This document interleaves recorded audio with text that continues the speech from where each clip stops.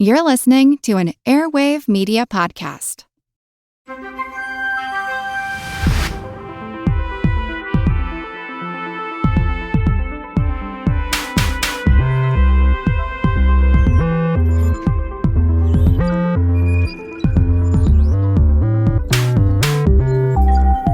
Welcome to Unbiased Science, where we bring scientific method to the madness. We're your hosts, Dr. Jess Steier and Dr. Sarah Scheinman. And this is our very last episode of, what season are we in? What day is it? Season 5. Season 5. And we are ending on such a high note. We brought back the amazing Dr. Christopher Labos, who you probably remember from, I don't know how many episodes back, where we were talking about seed oils. Was it how many? I don't even know how many episodes. 4 episodes or so. Everybody loved Chris. We loved Chris. We were just talking about how it's such a delight to record with him. Are you blushing over there, Chris? Not joking. I am. We're flattering you. I'm turning a shade of red. Oh my gosh. No, but this week we're going to talk about cholesterol and something that Sarah and I did not know was a thing. Cholesterol denialism. You heard that right. Cholesterol denialism. So let's get into it. You know what? I know we already introduced Chris a couple of episodes back, but let's read the bio again, just in case. I love hearing about myself, so yes, please do that. It's a good one, too. It's a good bio. Oh my gosh. Okay. Dr. Christopher Labos is a cardiologist with a master's degree in epidemiology. He spends most of his time doing things that he doesn't get paid for, like research, teaching, and podcasting. Seriously, same. Occasionally, he finds time to practice as a cardiologist so he can pay his rent. Chris, I'm seriously obsessed with you. He realizes that half of his research findings will be disproved in 5 years. He just doesn't know which half. By the way, Chris tinkered with this bio right before we went live, so thank you, Chris. He is a regular contributor to the Montreal Gazette and frequently appears on CJAD Radio, CTV News, and the CBC. He co-hosts the Body of Evidence podcast, which is a weekly podcast about medicine and the super sketchy stuff you found online when you Googled your symptoms. He also wrote a book called Does Coffee Cause Cancer? He's holding up the book now. If you're watching on YouTube, love. Great cover, by the way. We'll link to it in our show notes. I'm definitely going to read it during our summer break. Oh, yes. And 8 more myths about the food we eat. It is, for some reason, a romantic comedy about epidemiology and sloppy science, and 1,000 times better than War and Peace and Great Expectations. Chris, I'm going to kill you for those. You can find him on Twitter at Dr. Labos, that's DRLABOS, and on Blue Sky. We'll link to all of this in our show notes. Chris, you are a gem. Welcome back. Welcome back to the pod. Thank you for having me. It was a really fun recording the first episode, so I'm expecting it's going to be twice as fun to record this one. Unpopular opinion, I actually didn't like War and Peace that much, so I have no trouble believing that your book is, quote, 1,000 times better. You know, there's a great, whenever you write a book, somebody says, did you want it to be a classic? And the answer should always be no, because I think it was Mark Twain who said it. It's like, a classic is a book that everybody has heard about, but nobody has read. And so, like, most people have not read these books. I have actually not read War and Peace. I have read Great Expectations. I mean, it is a bit of a slog if you're not familiar with Dickens. Like, even some of his more popular Well, he got paid by the word. Yes, so. Dickens was paid by the word. That's why he wrote the way he wrote, and it works. But there's even the Christmas Carol, which is a short book. It drags in some places, so it is. You got to force yourself through it sometimes. For people listening who haven't read these books, you are not alone. I'm sitting here like, oh, yes, of course, but I have not read these. Good thing this isn't a literary criticism podcast. So. True. All right. So, Chris, Dr. Sarah Scheinman over here loves to kick things off with a definition. So, Sarah, what are we asking Chris to kick things off? I mean, I guess if we're talking about something like cholesterol denialism, it would be a good idea to first define cholesterol. because I feel like this term gets thrown around a lot. It has a very specific biological definition, and then there are also some associated biological terms like low-density lipoproteins, very low-density lipoproteins, high-density lipoproteins. There's good cholesterol, there's bad cholesterol. What are we talking about here?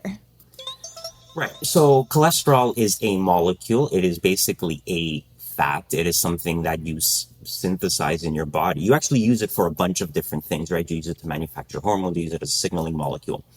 The way when we say cholesterol, when we talk in sort of general parlance, what we mean is the cholesterol, the serum cholesterol in your blood that is involved in atherosclerosis. So the buildup of plaque in your arteries. And while we use the term cholesterol, generally, it is, as you mentioned, broken up into a bunch of different components. There is low-density lipoprotein, which is LDL cholesterol. That's the bad cholesterol. There's high-density lipoprotein, which is HDL, which is the good cholesterol. And that's usually as far as most people go. It is actually a lot more complicated than that. There's all kinds of things. There's a lot of research going on now with lipoprotein A, which is a different form of cholesterol. It seems to be involved in the calcification of your arteries and also in your valves. So there's a lot of different stuff in it. I think most people need to know as a general audience, there's total cholesterol, which you can measure in your blood. If you break it down into good and bad cholesterol, then you've already gone sort of a step further than what people were talking about in the 70s and 80s. Yeah. And I will say too, like cholesterol, I feel like gets a bad rap, and we're going to talk about that today, but it's super, super important to have, like you'd be in a lot of trouble if you didn't have any cholesterol in your body, suffice it to say. I mean, and like, especially in the brain, like as a neurobiologist, like can say like cholesterol is one of the more important molecules that you need to have around in your brain. Like it's super important for maintaining what are called synapses, which are the connections between the cells in your brain that, cause your brain to produce the thoughts and behaviors and, things that keep you, So you need cholesterol, basically. But so then, Chris, what is cholesterol denialism then? Like Jess and I were saying, we haven't even talked. That's a big question. Well, because Chris wrote this, and I'm not sorry to interject, Chris, but he wrote this amazing article that we're going to link in our show notes. Because I just want to call this out early on because I think this is going to help structure a lot of the conversation that we have. I think you wrote this, was it last February? In The Skeptic, and the title is How Cholesterol Denialism Went from Reasonable Skepticism to Pseudoscience. And I got to tell you, I learned so much reading this. Yeah, so did I. Right before we hit record, I just want to note, Sarah and I were saying, like, we didn't even know that this is a thing, cholesterol denialism. We're still not entirely sure on what's being denied. Although, I mean, you gave such a great history. I'm hoping we can walk through it all. But so back to you, Chris. So what is cholesterol denialism? What is being denied here? That it exists at all? I mean, are these like flat earthers? Like, what's the deal? Yeah, so there's probably a spectrum here, but sort of the most prominent people in this are basically denying that cholesterol has anything to do with heart disease. Oh. That having high cholesterol has nothing to do with your development of heart disease. And then the consequence of that is you don't need cholesterol medication, specifically statins, which are the lightning rod across all this discussion, which I always think is fascinating because there's many other types of cholesterol medications nobody talks about, but statins have become the focus for historical reasons that we'll get into. But it's basically this. It's the denial that cholesterol is involved in atherosclerosis. It's the denial that we need to treat cholesterol. And then sort of parallel to that is this idea of it's not fat that's the issue, although fat and cholesterol are not the same thing. It's like we shouldn't be eating low-fat foods. It's sugar that's the issue, which of course it is, but it's this idea of fat is actually good for you. Let's all go and eat more ice cream and more bacon and more eggs and have this high-fat diet that we all had in the 50s that the government took away from us when it was trying to make us all into dirty liberals. So it in a way sort of ties in with a lot of the stuff we talked about with regards to seed oils. It's sort of the glorification and sort of the redemption of meat and fatty foods. And there's reasons why this happened, and sort of to really understand where these people are coming from, you really have to go back in the Wayback Machine and understand what was happening in the 70s and the 80s and how we went from low fat to high fat to low carbs to high carbs, where all this stuff came from and how we got to this place. And what I think is fascinating about this whole conversation, all of the arguments that people are making would have been reasonable arguments if you transplanted them like 30, 40 years in the past. And yes, they just never got updated. And people don't realize that the conversation has moved on from the arguments that we were having in the 1990s. Which is good. I mean, that's what happens with science, right? It evolves. That's one of the beautiful things about it, is that, you know, we do more experiments, we gather more evidence, and things change. And it's a good thing that we aren't still doing what we were doing 40, 50 years ago, because we kind of know better now. Yeah. So, oh, sorry, go on, Chris. No, and I was going to say, I completely agree. And, there's the old, I think it's Max Planck. It's the old quote is like, science advances one funeral at a time. That's sort of like the clipped version of the quote. But the other thing too is like this whole cholesterol debate that sort of, or the cholesterol wars as they became called in the 1990s. Whoa. A lot of the people that were participating in those wars, I mean, are still alive, or at least they will into the early 2000s. Now, some people have started to die off. One of the books that I used when I was researching this, which was Steinberg's book, which is called The Cholesterol Wars. This Cholesterol Wars, the skeptics versus the preponderance of evidence. A lot of people lived through this, and so a lot of the people that were having these debates in the 70s and 80s. We're still alive in the 1990s and early 2000s. And so I think a lot of this too is like when you become entrenched in a position, it's very hard to sort of change your mind. And I think that's why this happened. Like we have not had a whole generational refresh because, I mean, we talk about cholesterol being controversial. People forget that blood pressure used to be a controversial issue. People used to genuinely debate whether you should treat high blood pressure or not. Which is why you get into a situation where FDR, president during World War II, dies of a stroke with a blood pressure of 200. And his doctor is like, I'm going to prescribe you massage and barbiturates so you can calm down a little bit. We used to call mild hypertension a blood pressure of like 180. And now, of course, somebody has a blood pressure of 180. They run screaming to the emergency room. Right. So we sort of had this whole debate with blood pressure. It just happened a generation ago, and everybody in practice now just wasn't alive for it. So we've forgotten that it happened. So it's going to be interesting to see if in a generation from now, in 100 years, when I will certainly still be alive, do people still remember all of this? Or have we just gotten to the point where we're like, yeah, of course we treat this. We have all these medications. You pick the one that's good for you. Like, who cares? So in the article, you talk about a 1989 Atlantic cover story that claimed, quote, lowering your cholesterol is next to impossible with diet and often dangerous with drugs, and it won't make you live longer. Ooh. And you commented, and this is what you've sort of been saying, is that maybe at the time the position was somewhat justifiable given the available evidence. So I don't know if you can comment on that and maybe what we know today. How are we able to control our cholesterol and how has our knowledge evolved?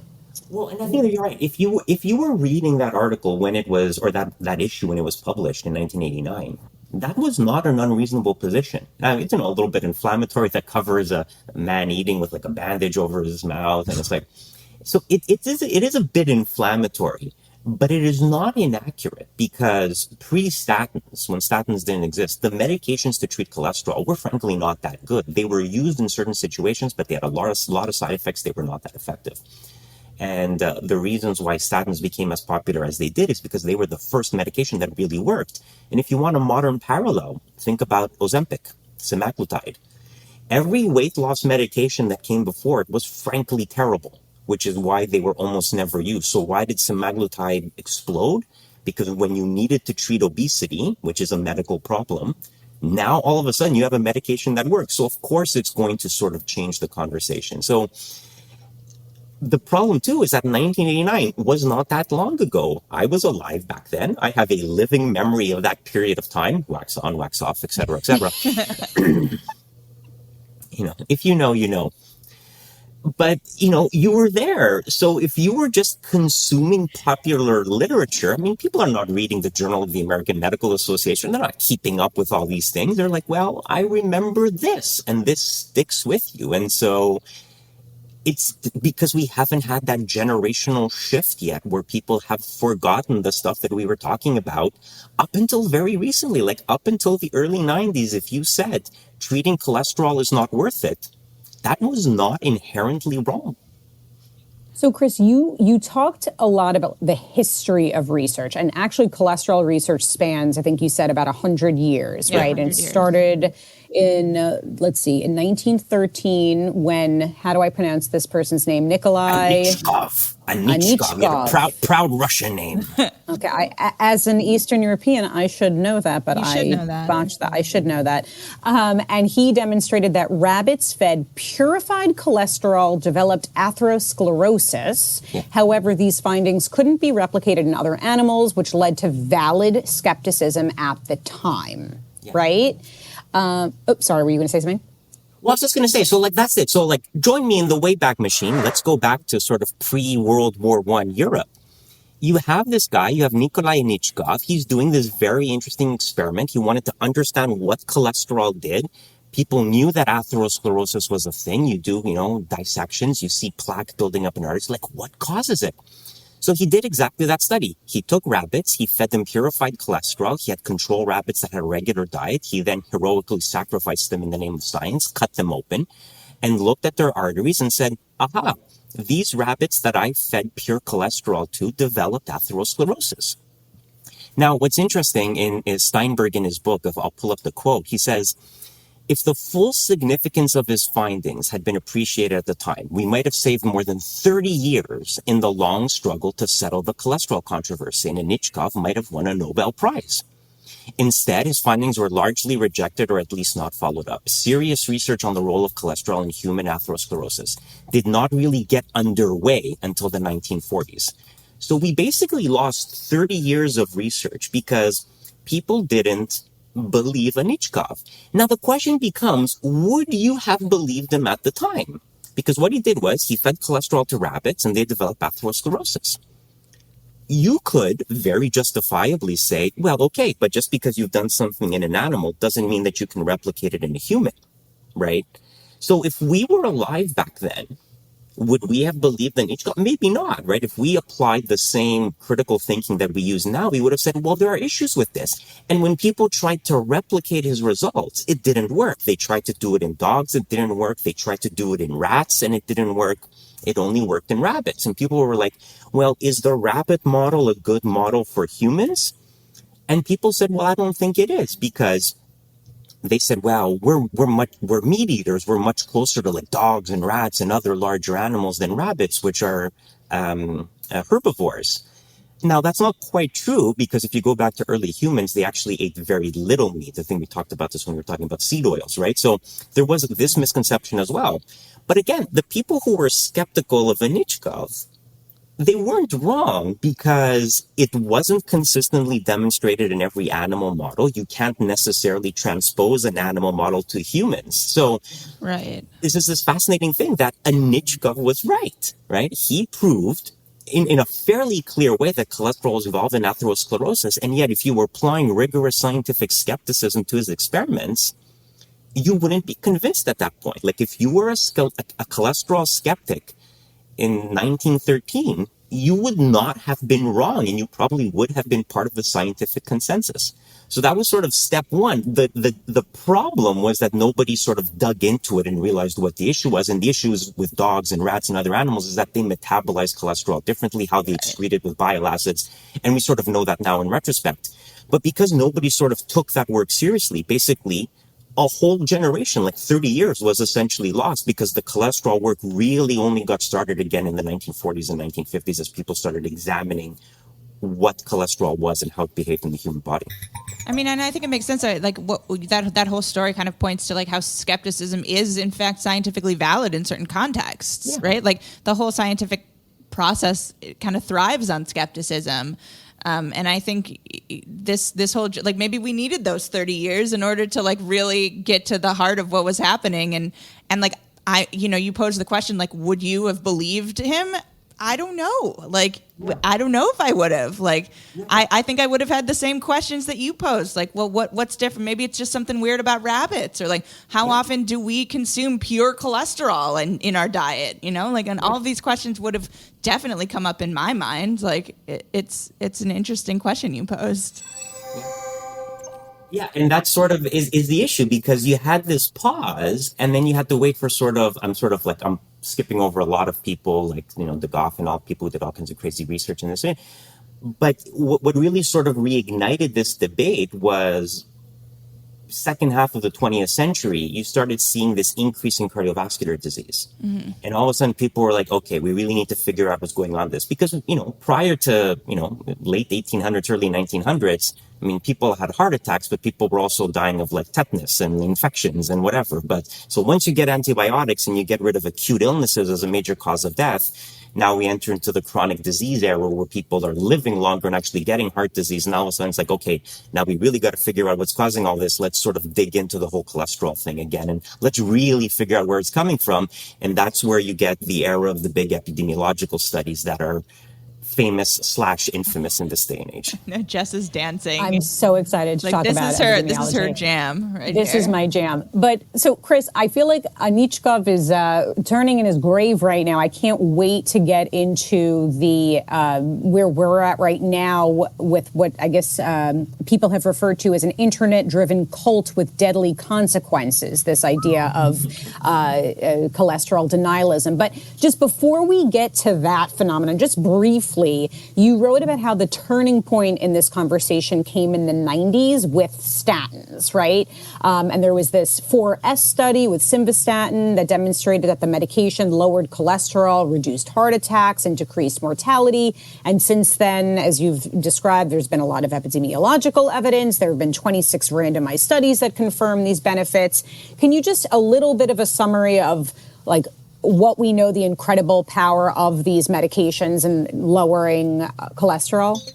Yeah. So, I mean, if we compress sort of like 50 years of research into one thing, you had all these studies suggesting that there was a link between cholesterol and heart disease. And that's where you get like the Framingham study, probably one of the most famous studies. If we have time, we can talk about the 7-country study, which became the whole focus point of one book called The Big Fat Surprise. And it was like this I'd never heard of Ansel Keys when I was in medical school, by the way.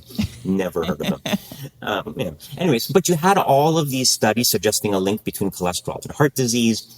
There was a series of trials about trying like low-fat diets and dietary interventions and different types of vegetable oils, and they were somewhat inconsistent. People tried trials with some of the early medications like clofibrate and cholestyramine, which didn't work. And that sort of brought us up to the 1989 Lancet article where they were like, changing your cholesterol with diet is next to impossible, dangerous with drugs. They had side effects. Dangerous was maybe a bit of overkill. And in the article, I get into where a lot of that came from.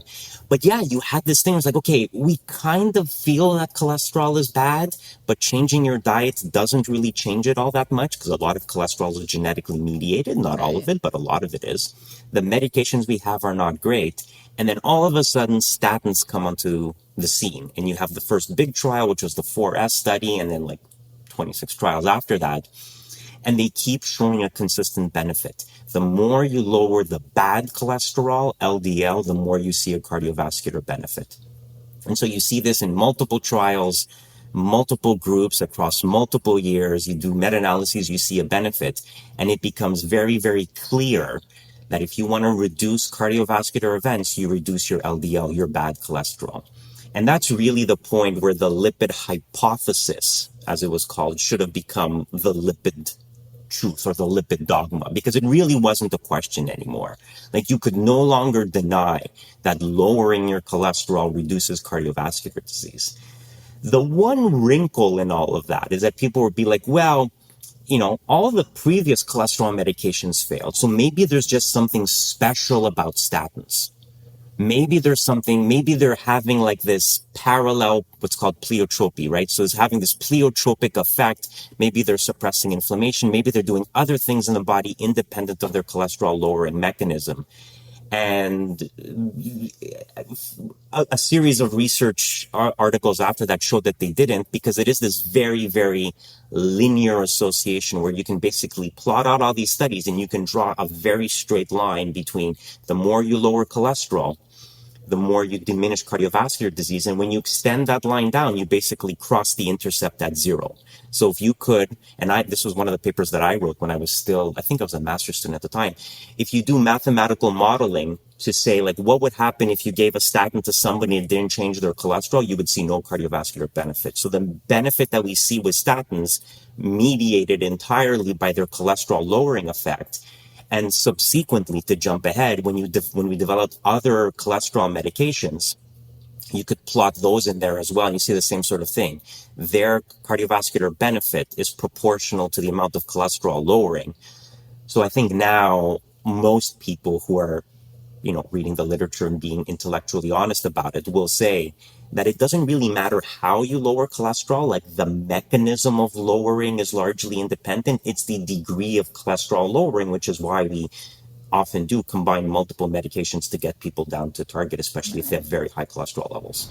So how did we get to where we are today then? It sounds like the overwhelming preponderance of evidence is kind of pointing to this, like I said, kind of a linear benefit between cholesterol lowering and the reduction of cardiovascular risk. Like, how did we go from this like healthy degree of scientific skepticism to like cholesterol denialism and cholesterol wars and like all this stuff? Like, how did we get to where we are today? I think it's because all the people who were having these fights in the 70s and 80s, they were still alive in the 1990s. And there were criticisms to have against Pfizer and some of the other companies in terms of how they marketed statins. There were some famous commercials. I don't know if you remember the story about the guy rowing the boat for Lipitor. Anyways, it was the thing. He said, I don't want to say his name, but he's like, I invented the artificial heart. And it turns out, well, no, he didn't. He contributed to like one part of it, but they had him as a spokesperson. And they were like, why would you pick this? There were a lot of criticisms against the marketing of statins.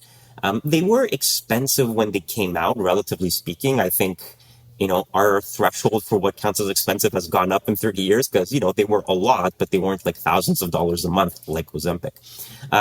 But they were expensive. I mean, now they're all generic. So people are like, oh, these are very expensive. The drug companies are just trying to profit off of us.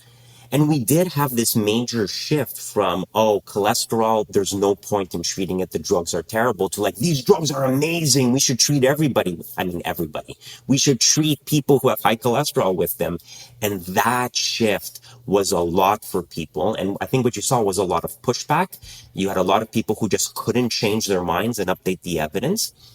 And it started to, there was not really maybe a conspiracy theory, depending on how you, this was the 1990s where people started to become inherently more distrustful of government. They're like, why should I trust the pharmaceutical industry? Why should I trust all these big trialists? I had somebody say to me once, until I can see the raw data, I won't believe this. I'm like, okay, person on Twitter, what are you going to do with the raw data?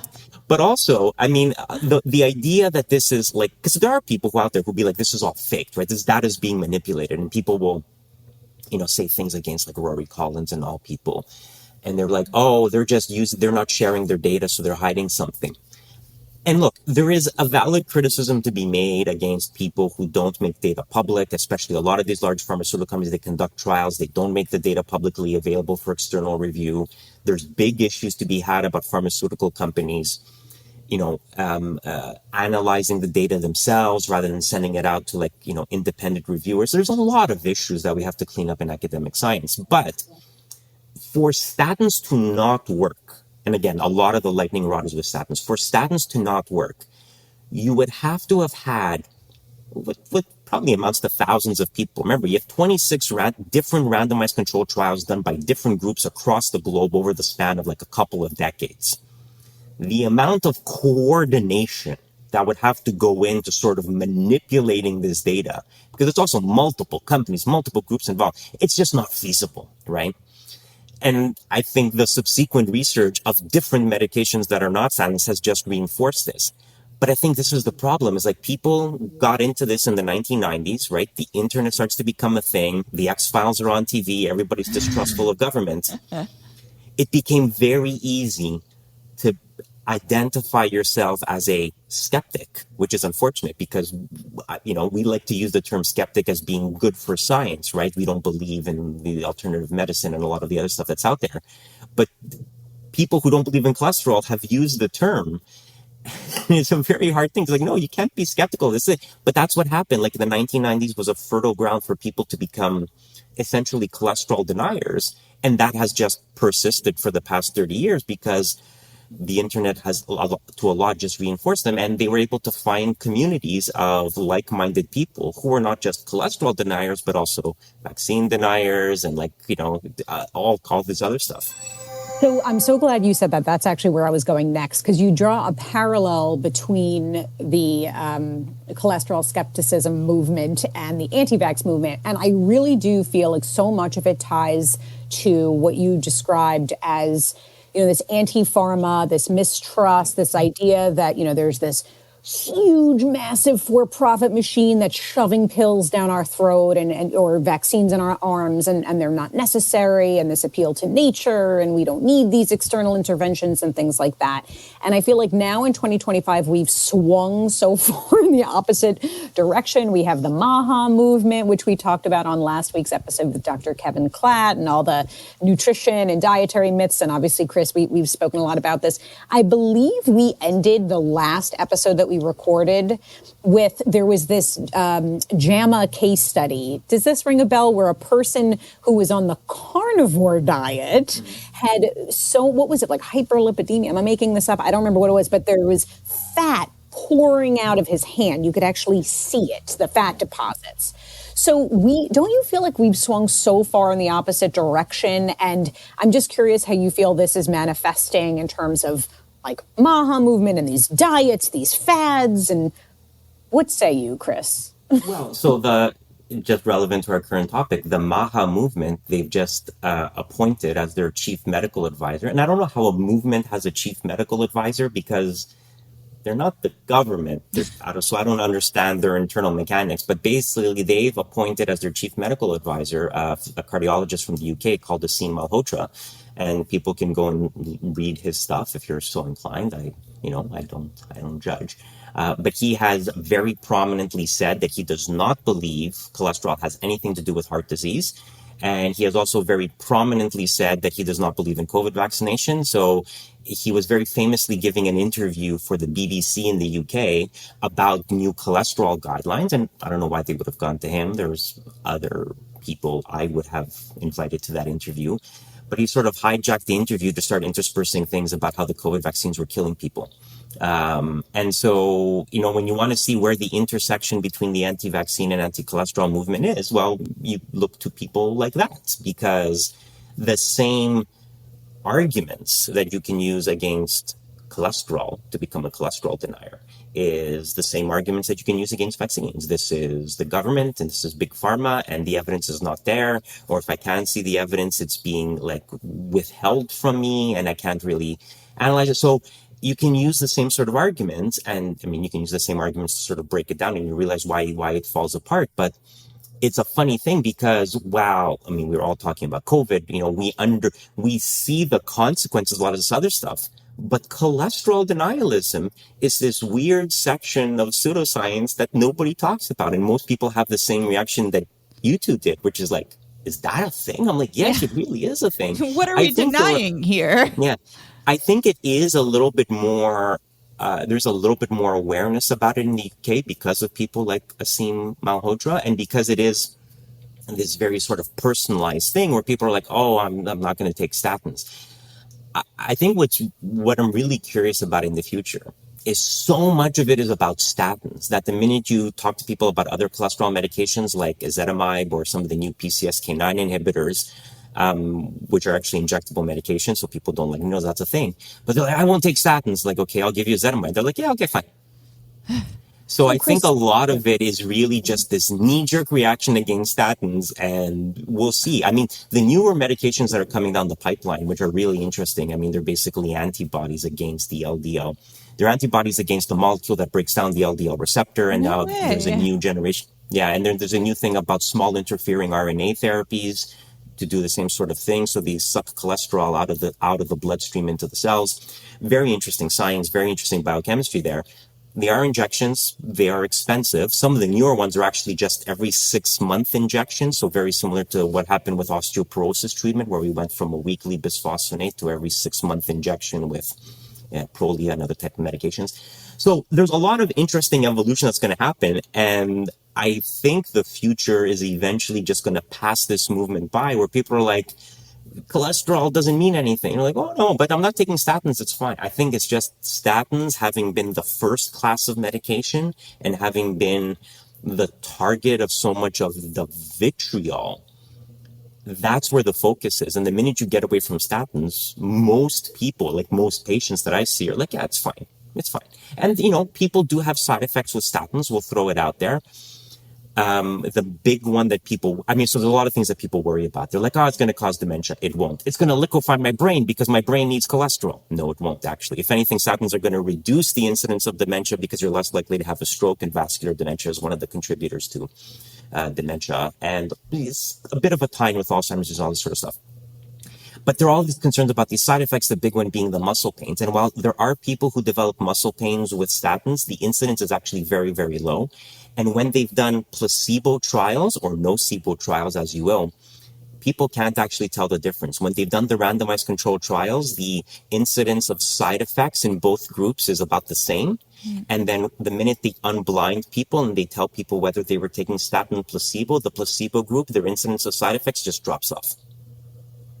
So just telling people that they might be on a statin makes them feel these muscle aches. And the minute you tell them, well, you're not on a statin anymore, they're like, oh, it's great. So there's a lot of placebo effect. And so when you want to test this, what I usually do is like a challenge trial, essentially. Like you try them on different medications. I can't ethically prescribe people placebos, but you tell them, like, look, try it and see if it gets better. Because maybe sometimes it was a fluke, right? You were feeling pain that day. You did something. What also happens a lot is a lot of people will confuse muscle pain with their arthritis. They're like, oh, my knee hurts.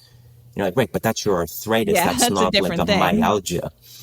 So I think a lot of people have just, and the great criticism of the medical system is doctors are stressed, they're busy, they don't have time. And it's a fair criticism, because I think if you spend the extra few minutes and really dig into it, most people can be shown that their symptoms are not from the statins, because you end up asking them, like, oh, you had these symptoms. When you stop the statin, did the symptoms go away? And they're like, no. And I'm like, well, that's because you have chronic arthritis in your knees or your hip, and it's just pain throughout your entire leg. It's not the cholesterol medication that did that. But, for some people it is. And the great advantage of the new research that's being done is we have all these other non-statin medications now. So as long as you have insurance and you can pay for it, costs, but as long as you do that, just switch to something else. And it's not about statins, as some of the cholesterol deniers would have you believe. It's not about statins. It's about lowering people's cholesterol. And if you can lower people's cholesterol by some other means, then absolutely go for it. It sounds like there are some alternatives that are pretty effective and have low risk. Yeah. And the newer medications, when you see the results, it's often like shocking. I actually sometimes get called from the general practitioners, like, is it okay for somebody's cholesterol to be this low? And the answer is yes, because they've done trials. Like, you can get people's bad cholesterol down to near zero, which again would have been impossible with statins. And I think that too is like shocking to people. Like, but wait, don't you need cholesterol for your brain to function? Yes, you absolutely do. But the cholesterol we're measuring in your blood is not the cholesterol in your cells. It's not the stuff in the cell membranes. Taking it back to the beginning of the episode, there are different forms of cholesterol. And exactly. Right. So it's like, no, you don't have to worry. And they've looked at this, that dropping your cholesterol down to very low levels is perfectly fine and perfectly sustainable. But yeah, they are very, very effective. It's just that they are injections and people don't like needles. And they are expensive. But I think both of those things are resolvable issues when you really need them.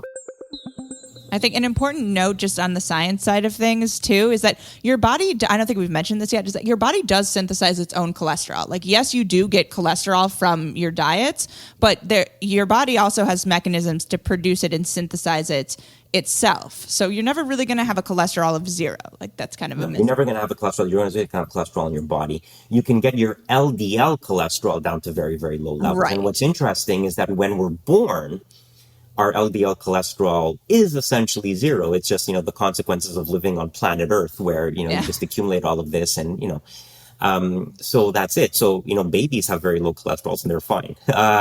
It's just that as we get older, the cholesterol tends to get worse and worse and worse. But you're right. I mean, a lot of it is genetic. Now, where I am in Montreal, in Quebec, we actually suffer from something called the founder effect. I don't know if people may be aware of this, but it's this thing where a rare genetic mutation can end up being very, very common in a specific population. It's because Quebec, which was populated by people from France, during the 1500s, 1600s, whatever, a lot of them came from a very specific region in France where this mutation of the LDL receptor was very common. So we actually have a lot of familial hypercholesterolemia, a genetic condition in Quebec where I am, where people have very high cholesterol levels for genetic reasons. So we see a lot of genetic cholesterol here. And it's because this fairly rare mutation, because this province was populated by people from that region, it became very, very common in this province. So there's a lot of genetics with cholesterol. And I think that too is becoming more and more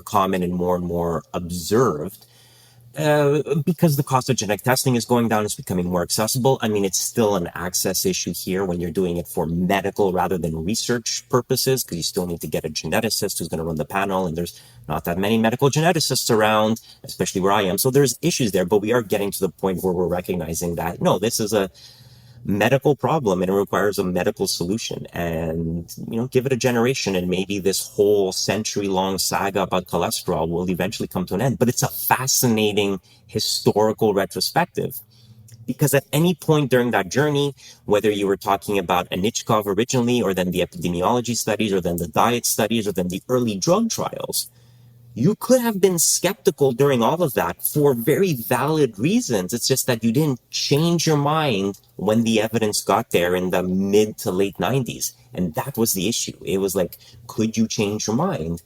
And I think we're playing this out in real time with Ozempic, where people are like, no, we died. And like, listen, the drugs work. They're there. They're not for everybody. They're not for stylistic reasons, but they do work. So can you change the narrative? And a lot of people just can't.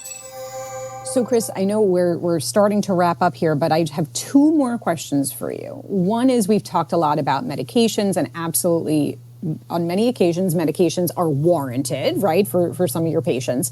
But are there non-medical recommendations, maybe some dietary recommendations that you could make broadly? Obviously, this is not medical advice. Let's give that disclaimer. And then two, are there any persistent cholesterol myths that you want to shoot down while we're talking about this? Okay, so let's talk about it this way. Where do we get most of our cholesterol in our diet? That's the question. Does anybody want to, either of you just guess? Like, where do we get most of our cholesterol? Yeah, I would say like animal products, like meat, eggs, dairy. Yeah. So the number one is red meat, which I think something most people don't realize. What's also interesting about this is, and we didn't get into this whole issue of it, of like, eggs. Eggs were good for you, then they're bad for you, now they're good for you again. That's actually one of the chapters in this book, and it was inspired by a conversation I had with a friend of mine, where she's a cardiologist. Her dad was a cardiologist. Her dad would not let her eat eggs when she was a kid, because growing up in the 1980s, he was in this whole thing with cholesterol. He's like, you're not eating eggs.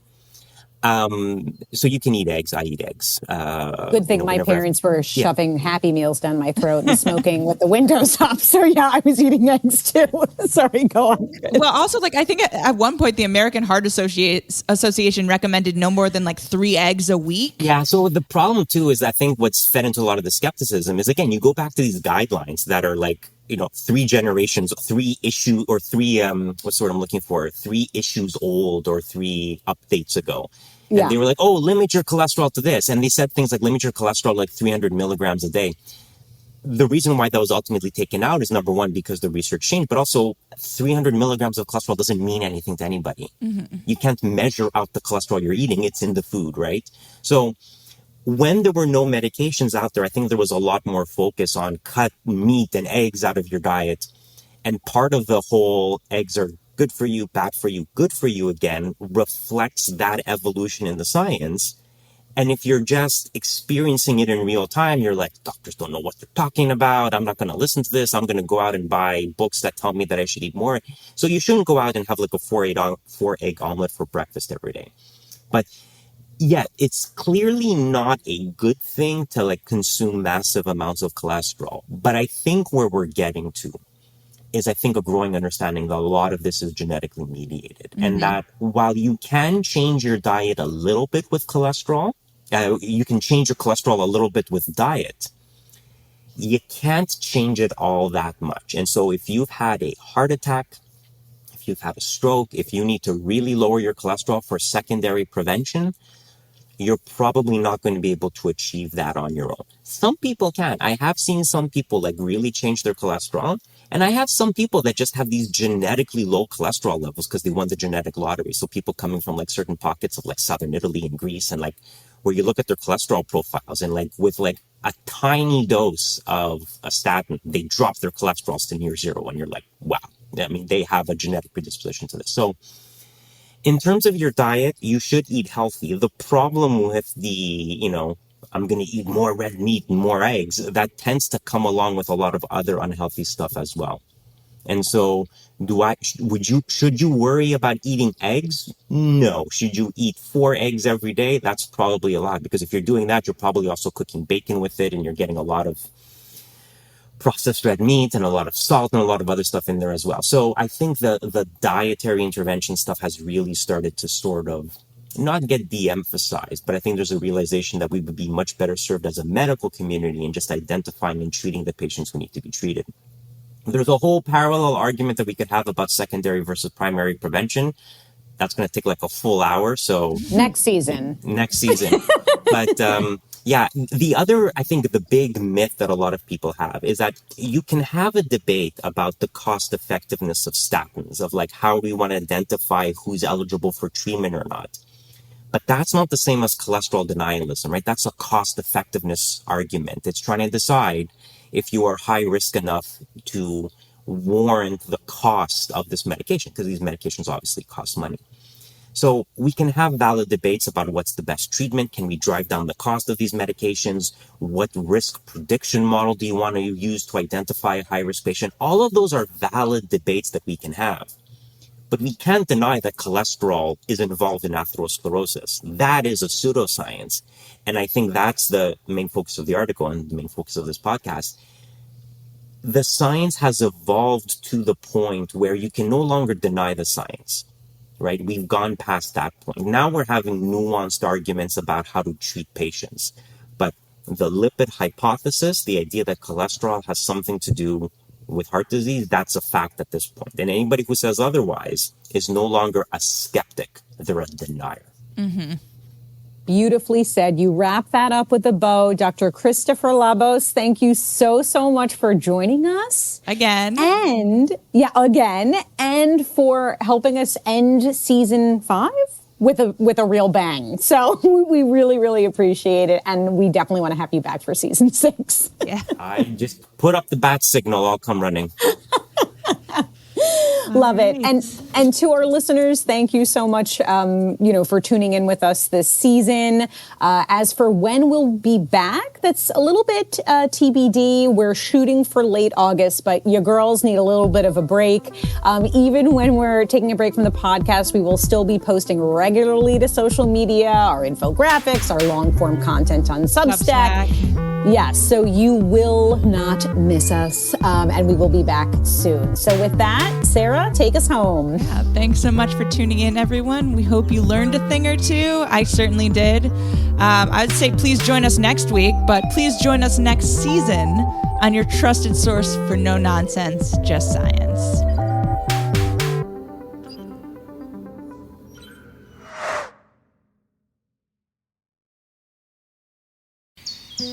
The sun's shining, birds are singing, and all feels right in the world. Until the season changes, and suddenly you lose your motivation to get out of bed. In fact, 1 in 5 people experience some form of depression, no matter the season or time of year. At the American Psychiatric Association Foundation, our vision is to build a mentally healthy nation for all, because we want you to live your best life and be your best you all year round. Please visit mentallyhealthynation.org to learn more.